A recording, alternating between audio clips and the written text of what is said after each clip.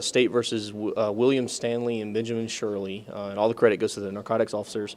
Back in the fall of '08, one of the officers, Sergeant Huggins, was in the area of Travoy Street. It was a cool night, had his windows down, and he got the smell of marijuana. And took a couple other officers back out there, and they smelled it too, and they were able to pinpoint a certain house.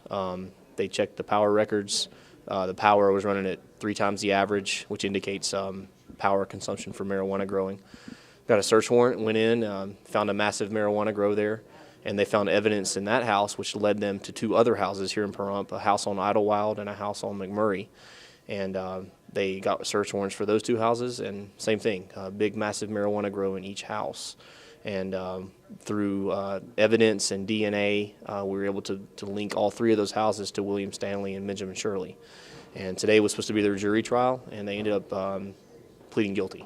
So, well, quantity-wise, it would have been most likely, from the best of my memory, in the millions of dollars worth of marijuana.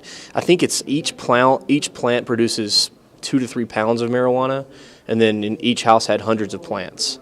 And then whatever a pound of marijuana goes for on the street, it's quite expensive. And so it was a $1 million operation, and those guys were probably making quite a bit of money selling it. So that's why they did it. The issue, they challenged the state's search warrant, the search warrant for the first house. They felt that there was a constitutional issue.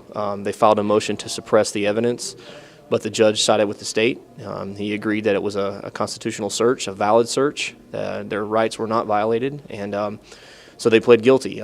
They did reserve their right to appeal that issue to the Supreme Court, and they will be doing that, but we're confident that the Supreme Court will rule the same way.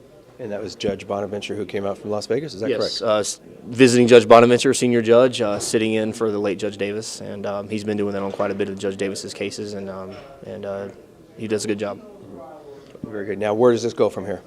From here, their sentencing will be May the 10th in district court. The public's welcome to come, look at what they're going to be sentenced to. The Department of Parole and Probation will prepare a report making recommendations on whether they should get probation or prison time or a fine or both. So they'll be sentenced on May 10th.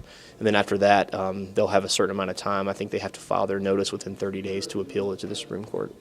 And from there, it could be anywhere from 6 months to a year before the court decides anything. All right. Thanks, Wes. You're welcome.